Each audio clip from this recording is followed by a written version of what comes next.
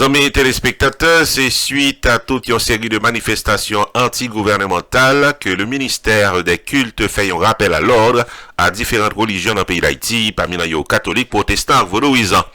En effet, des milliers de personnes étaient manifestées dimanche dernier dans Port-au-Prince à l'appel de plusieurs dirigeants religieux et artistes populaires pour réclamer la démission du président haïtien Jovenel Moïse, un mot d'ordre qui lui-même est arrivé respecté par des milliers de participants. Jovenel Moïse, pas capable encore, lycéen incapable et incompétent, il faut que les plier bagages et quitter tête paysan, c'est ça que t'as déclaré plusieurs manifestants qui t'apprennent pas dans manifestation anti-gouvernementale dimanche dernier.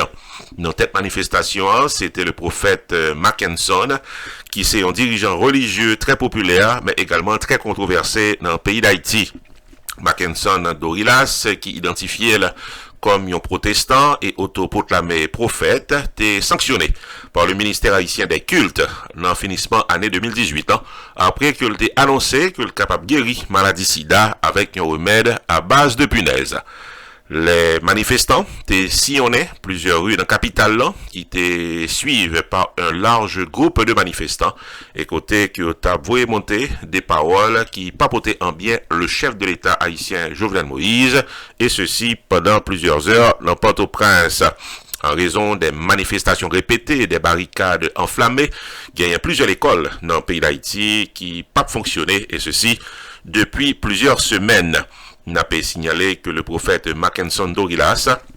était Youn qui était à la tête manifestation protestante dans Port-au-Prince, côté que il était un char à sa disposition pour être capable de chauffer la population avec des paroles qui papotaient en bien le chef de l'État Jovenel Moïse. N'a signalé que bon côté pâle, le secteur vaudouisant également te prend pas dans manifestation qui était déroulée dans Port-au-Prince et ont fait part de leurs préoccupations quant à l'opportunité du départ du chef de l'État. Il y a l'autre bord, des milliers de fidèles catholiques étaient défilés dans la rue Port-au-Prince, journée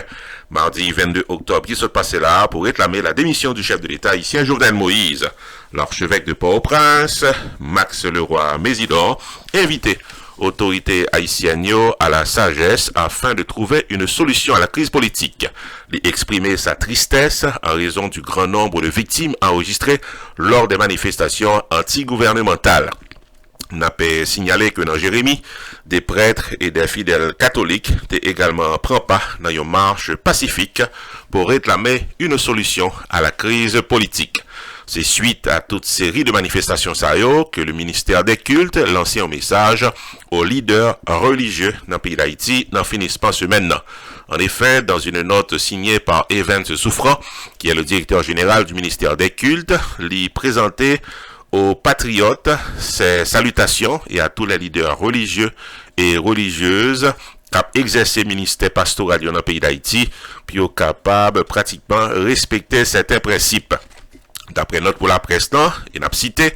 dans le contexte de crise politique que traverse le pays, Evans Souffrant, le directeur général du ministère des cultes, prend acte de l'implication grandissante des secteurs religieux dans la recherche de solutions politiques pacifiques à travers des messages ou des initiatives, tout en reconnaissant le droit à tout citoyen de prendre position dans les affaires qui concernent l'avenir de la nation. Le ministère des cultes dans le pays d'Haïti invité les leaders religieux,